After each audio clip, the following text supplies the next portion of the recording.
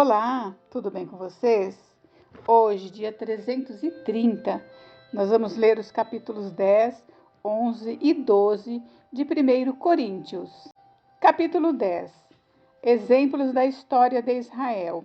Ora, irmãos, não quero que ignoreis que nossos pais estiveram todos sob a nuvem e todos passaram pelo mar, tendo sido todos batizados, assim na nuvem como no mar, com respeito a Moisés.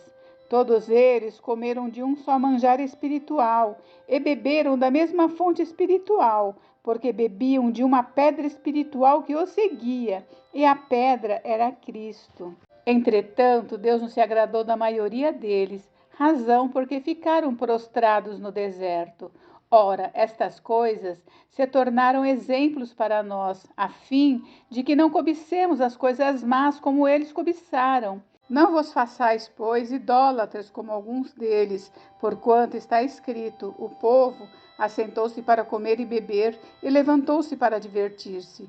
E não pratiquemos imoralidade como alguns deles o fizeram, e caíram num só dia 23.000. Não ponhamos o Senhor à prova, como alguns deles já fizeram, e pereceram pelas mordeduras das serpentes. Nem murmureis, como alguns deles murmuraram, e foram destruídos pelo exterminador. Estas coisas lhes sobrevieram como exemplos, e foram escritas para advertência nossa, de nós outros, sobre quem os fins dos séculos têm chegado. Aquele, pois, que pensa estar em pé, veja que não caia. Não vos sobreveio tentação que não fosse humana, mas Deus é fiel e não permitirá que sejais tentados além das vossas forças. Pelo contrário, juntamente com a tentação, vos proverá livramento, de sorte que a possais suportar. O cristão deve fugir da idolatria. Portanto, meus amados, fugi da idolatria. Falo como a criteriosos. Julgai vós mesmos o que digo. Porventura, o cálice da bênção que abençoamos não é a comunhão do sangue de Cristo? O pão que partimos não é a comunhão do corpo de Cristo? Porque nós, embora muitos, somos unicamente um pão, um só corpo, porque todos participamos do único pão. Considerai o Israel segundo a carne. Não é certo que aqueles que se alimentam do sacrifício são participantes do altar? Que digo, pois, que o sacrificado ao ídolo é alguma coisa? Ou que o próprio ídolo tem algum valor? Antes, digo que as coisas que eles sacrificam é a demônios que as sacrificam e não a Deus. E eu não quero que vos torneis associados aos demônios. Não podeis beber o cálice do Senhor e o cálice dos demônios. Não podeis ser participantes da mesa do Senhor e da mesa dos demônios. Ou provocaremos zelos no Senhor? Somos acaso mais fortes do que ele? Os limites da liberdade cristã. Todas as coisas são lícitas, mas nem todas convêm. Todas são lícitas, mas nem todas edificam. Ninguém busca o seu próprio interesse, e sim o de outrem.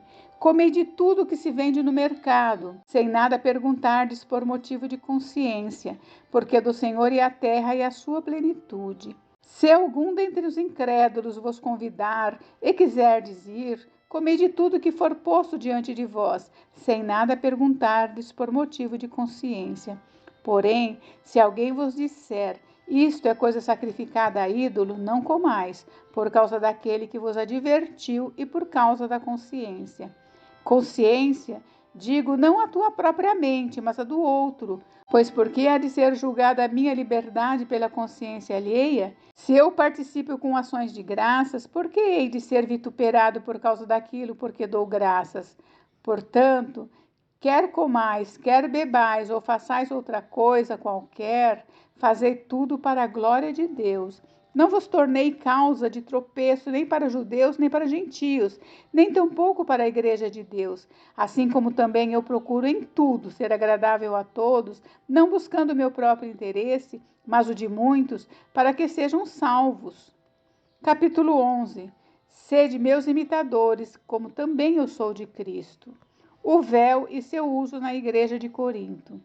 De fato, eu vos louvo, porque em tudo vos lembrais de mim, e retendes as tradições, assim como vô-las entreguei.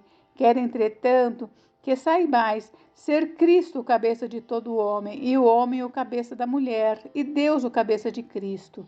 Todo homem que ora ou profetiza, tendo a cabeça coberta, desonra sua própria cabeça. Toda mulher, porém, que ora ou profetiza com a cabeça sem véu, desonra sua própria cabeça, porque é como se a tivesse rapada.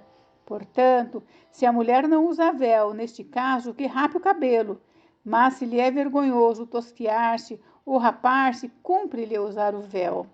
Porque, na verdade, o homem não deve cobrir a cabeça, por ser ele imagem e glória de Deus, mas a mulher é glória do homem. Porque o homem não foi feito da mulher, e sim a mulher do homem. Porque também o homem não foi criado por causa da mulher, e sim a mulher por causa do homem.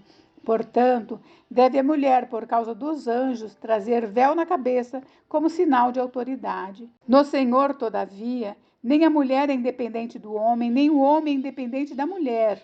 Porque como provém a mulher do homem, assim também o homem é nascido da mulher, e tudo vem de Deus. Julgai entre vós mesmos. É próprio que a mulher ore a Deus sem trazer o véu? Ou não vos ensina a própria natureza ser desonroso para o homem usar cabelo comprido? E que, tratando-se da mulher, é para ela uma glória, pois o cabelo lhe foi dado em lugar de mantilha. Contudo, se alguém quer ser contencioso, saiba que nós não temos tal costume, nem as igrejas de Deus. Instrução quanto à celebração da ceia do Senhor. Nisto, porém, que vos prescrevo, não vos louvo, porquanto vos ajuntais não para melhor, e sim para pior. Porque, antes de tudo, estou informado haver divisões entre vós quando vos reunis na igreja, e eu, em parte, o creio, porque até mesmo importa que haja partidos entre vós, para que também os aprovados se tornem conhecidos em vosso meio. Quando, pois, vos reunis no mesmo lugar, não é a ceia do Senhor que comeis, porque ao comerdes, cada um toma antecipadamente a sua própria ceia, e há quem tenha fome, ao passo que há também quem se embriague. Não tendes, porventura, casas onde comer e beber? Ou menosprezais a igreja de Deus e envergonhais os que nada têm?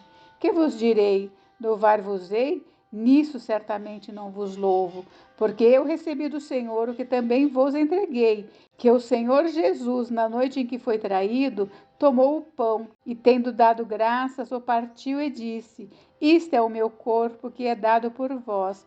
Fazei isto em memória de mim. Por semelhante modo, depois de haver ceado, tomou também o cálice, dizendo: Este cálice é a nova aliança no meu sangue. Fazei isso todas as vezes que o beberdes em memória de mim. Porque todas as vezes que o comerdes este pão e beberdes o cálice, anunciais a morte do Senhor até que ele venha. Por isso, aquele que comer o pão ou beber o cálice do Senhor indignamente, será réu do corpo e do sangue do Senhor.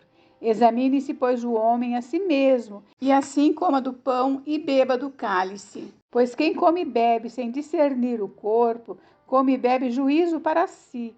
Eis a razão porque há entre vós muitos fracos e doentes, e não poucos que dormem. Porque se nos julgássemos a nós mesmos, não seríamos julgados.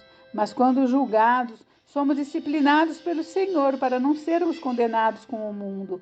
Assim, pois, irmãos meus, quando vos reunis para comer, esperai uns pelos outros. Se alguém tem fome, come em casa, a fim de não vos reunirdes para juízo. Quanto às demais coisas, eu as ordenarei quando for ter convosco. Capítulo 12. Acerca de dons espirituais. A respeito dos dons espirituais, não quero, irmãos, que sejais ignorantes. Sabeis que outrora, quando éreis gentios, deixáveis conduzir-vos aos ídolos mudos, segundo éreis guiados. Por isso, vos faço compreender que ninguém que fala pelo Espírito de Deus afirma anátema Jesus. Por outro lado, ninguém pode dizer Senhor Jesus, senão pelo Espírito Santo. Ora, os dons são diversos, mas o Espírito é o mesmo. E também há diversidade nos serviços, mas o Senhor é o mesmo. E há diversidade nas realizações, mas o mesmo Deus é quem opera tudo em todos. A manifestação do Espírito é concedida a cada um visando a um fim proveitoso, porque a um é dada mediante o Espírito a palavra da sabedoria, e a outro, segundo o mesmo Espírito, a palavra do conhecimento, a outro, no mesmo Espírito, a fé, e a outro, no mesmo Espírito, dons de curar, a outro, operações de milagres, a outro, profecia, a outro, discernimento de espíritos, a um, variedade de línguas, e a outro, capacidade para interpretá-las. Mas um só e o mesmo Espírito realiza todas estas coisas, distribuindo-as como lhe apraz a cada um individualmente. A unidade orgânica da Igreja. Porque assim como o corpo é um e tem muitos membros, e todos os membros, sendo muitos, constituem um só corpo, assim também com respeito a Cristo. Pois em um só Espírito, todos nós fomos batizados em um corpo, quer judeus, quer gregos, quer escravos, quer livres, e a todos nós foi dado beber de um só Espírito. Porque também o corpo não é um só membro, mas muitos. Se disser o pé, porque não sou mão, não sou do corpo, nem por isso deixa de ser do corpo. Se o ouvido disser, porque não sou olho, não sou do corpo, nem por isso deixa de o ser. Se todo o corpo fosse olho, onde estaria o ouvido? Se todo fosse ouvido, onde o olfato? Mas Deus dispôs os membros, colocando cada um deles no corpo, como lhe aprouve. Se todos, porém, fossem um só membro, onde estaria o corpo? O certo é que há muitos membros, mas um só corpo. Não podem os olhos dizer à mão, não precisamos de ti, nem ainda a cabeça aos pés, não preciso de vós. Pelo contrário, os membros do corpo que parecem ser mais fracos são necessários, e os que nos parecem menos dignos no corpo, a estes damos muito maior honra. Também os que em nós não são decorosos, revestimos de especial honra. Mas os nossos membros nobres não têm necessidade disso. Contudo, Deus coordenou o corpo, concedendo muito mais honra àquilo que menos tinha, para que não haja divisão no corpo. Pelo contrário, cooperem os membros com igual cuidado em favor uns dos outros, de maneira que se um membro sofre, todos sofrem com ele, e se um deles é honrado, com eles todos se regozijam. Ora, vós sois corpo de Cristo e individualmente membros desse corpo. A uns estabeleceu Deus na igreja, primeiramente apóstolos, em segundo lugar profetas, em terceiro lugar mestres, depois operadores de milagres, depois dons de curar, socorros, governos, variedades de línguas. Porventura são todos apóstolos? Ou todos profetas? São todos mestres? Ou operadores de milagres? Têm todos dons de curar? Falam todos em outras línguas? Interpretam-nas todos? Entretanto, procurai com zelo os melhores dons. Gente, encerramos por hoje, mas amanhã tem mais. Fiquem com Deus. Deus abençoe vocês. Até amanhã. Beijos, beijos.